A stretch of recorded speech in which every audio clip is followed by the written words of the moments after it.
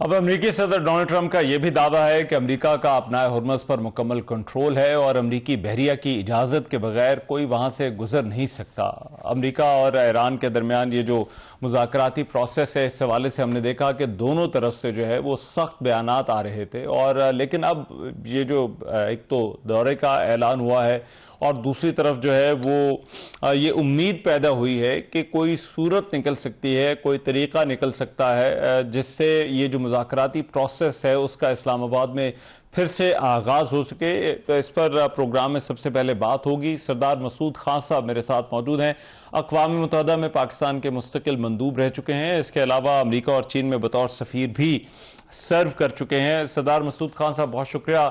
आपके वक्त का। सरदार साहब, मैं सबसे पहले तो भी आपसे जानना चाहता हूँ, बड़ी डेवलपमेंट है ईरानी वज़ीर ख़ारजा अब्बास अराग़ची का पाकिस्तान आना। उन्होंने कहा है कि वो दीगर ममालिक में भी जाएंगे, लेकिन ये कितनी होपफुल डेवलपमेंट है इस मुज़ाकराती प्रोसेस के हवाले से?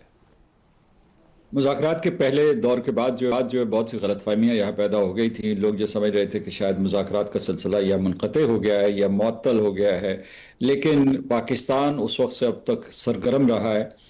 और उसकी कोशिश की वजह से कुछ नताइज सामने आ रहे हैं। ये जो भी इनके प्रपोजल्स हैं, इनकी तजावीज़ हैं ईरान की और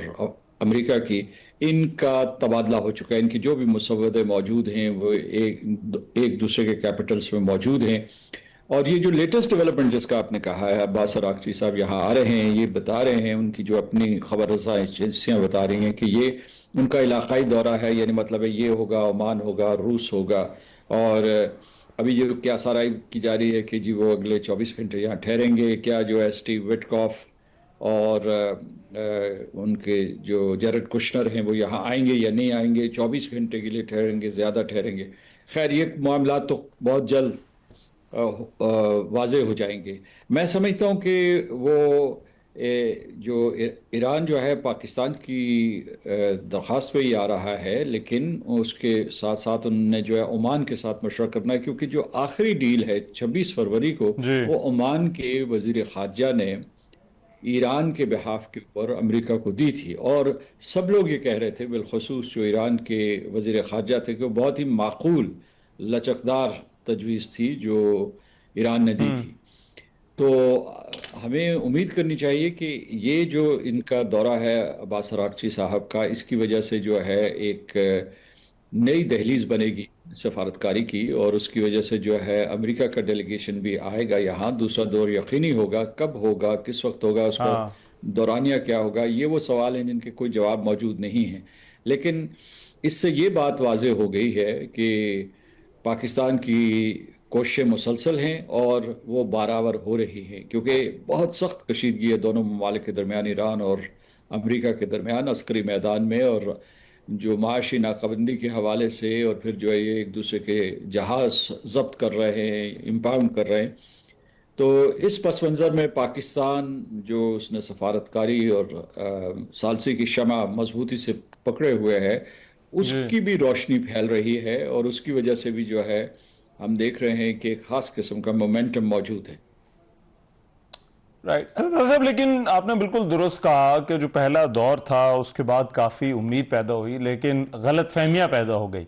आपके ख्याल में ये जो पहले दौर के बाद मामलात सुलझने की बजाय मजीद उलझ क्यों गए? अमेरिका रोज़ा अव्वल से ये चाहता है कि उन्होंने जो सवालनामा भेजा है या उन्होंने जो शराइत रखी हैं, ईरान आंखें बंद करके उसके ऊपर दस्तखत कर दे। और ये एक मेरा ख्याल है कि बड़ी गैर हकीकत पसंदाना तवक्को है उनकी, क्योंकि वो ये समझते हैं, उनका मफरूज़ा ये है सदर ट्रंप का और उनके वज़ीर जंग यानी पीट हेगसेथ का, कि ईरान शिकस्त खा चुका है और बहुत ज़बू हाली का शिकार है, और उसके बाद उनकी अस्करी ताकत भी तबाह कर दी गई है, उनकी जो है क्रिटिकल इंफ्रास्ट्रक्चर भी तबाह कर दिया गया है, उनकी जो है क़यादत की 2 सफ़े साफ़ कर दी गई हैं। लिहाजा ये है कि उनको उनकी बात मान लेनी चाहिए। वो अब ये बयानियाँ दे रहे हैं कि कुछ इंतहा पसंद रास्ते में हायल हैं, वरना ये जो मॉडरेट्स हैं, मोतदल पसंद जो उनके अकाबरीन हैं, वो इस माहिदे पर दस्तखत कर लेंगे।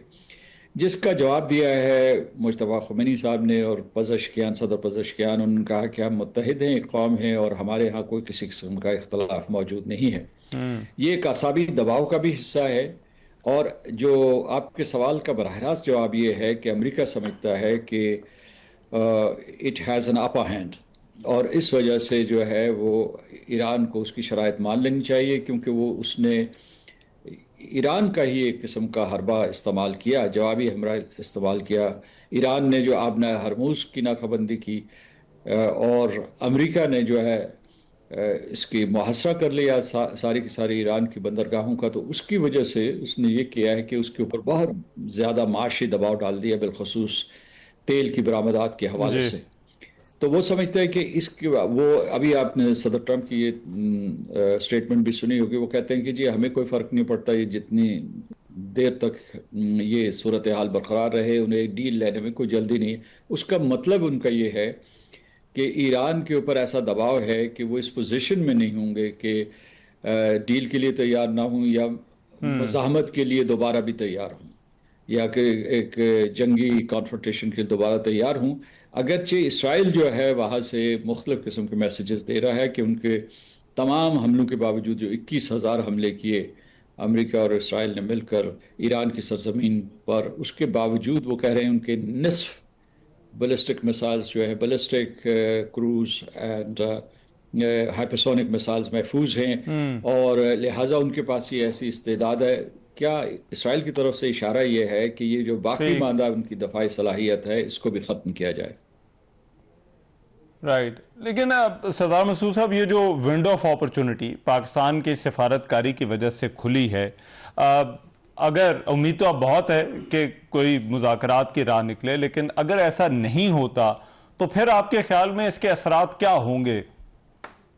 یہ ایک خوف اور دھڑکا جو ہے مبصرین کو بھی ہے، میرا خیال ہے کہ سب جو یہاں پالیسی ساز ادارے ہیں ان کو بھی ہوگا، لیکن میں اس کے جواب میں ہمیشہ یہ کہتا ہوں کہ پاکستان ثالثی کر رہا ہے۔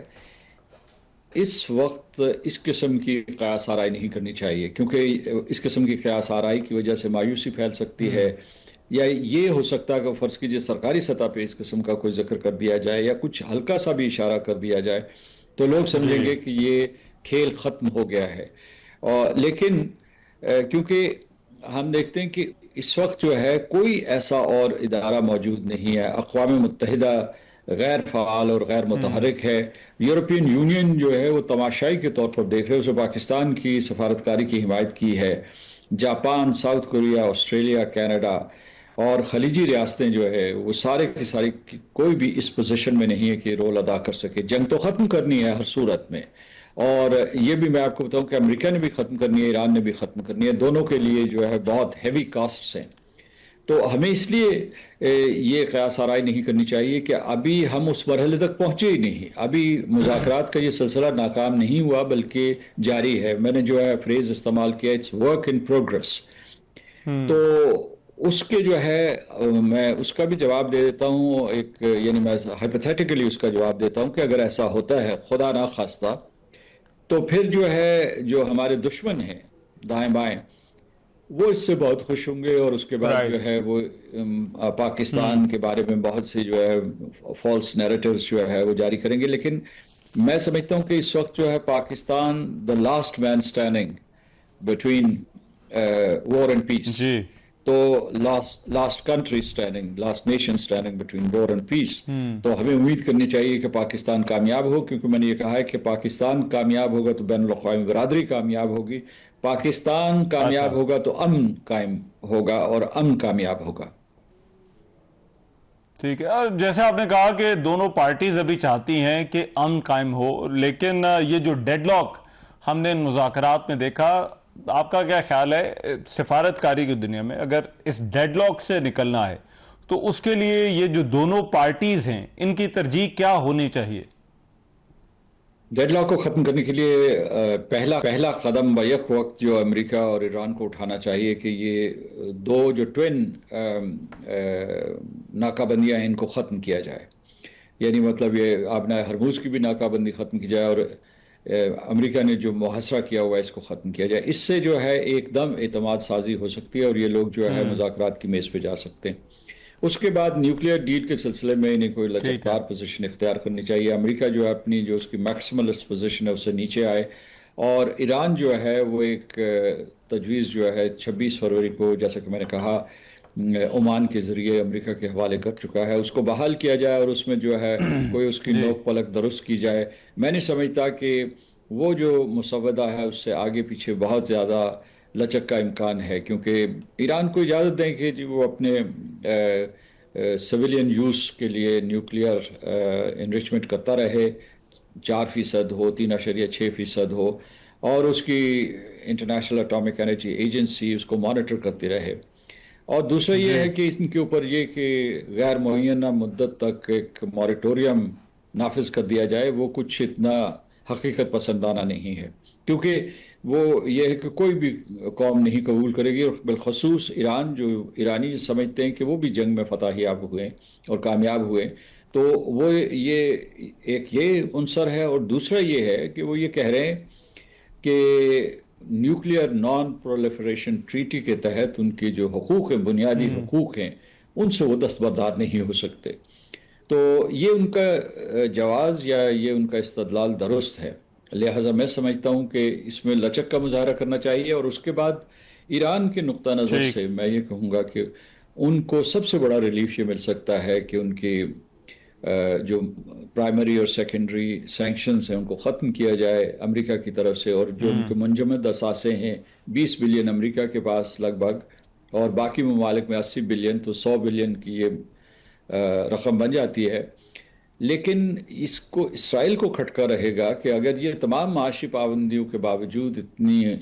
قوت اور استعداد حاصل کر سکتا ہے, اور ابھی جو جنگ ہوئی ہے وہ کنونشنل ہوئی ہے, وہ نیوکلیئر جنگ نہیں ہوئی, تو اگر ان کے پاس اتنے وسائل آ گئے, اگر ان کے پاس تیل کے اتنے بڑے ذخائر موجود ہیں, اور ان کی سائنس اور ٹیکنالوجی انہوں نے بڑی ترقی کی ہے جس کی وجہ سے وہ میسائل ٹیکنالوجی بنا سکے ہیں, اور دوسرے بھی جو ہے نا دفاعی معاملات میں بھی انہوں نے بڑی اپنی ایک صلاحیت پیدا کی ہے, تو وہ اس کو کھٹکا رہے گا, وہ امریکہ کو اکساتا رہے گا کہ جناب ان کو بالکل نیست و نابود کرو, تبھی جو ہے کوئی کسی قسم کی ڈیل جو ہے وہ ایکسیپٹیبل ہو.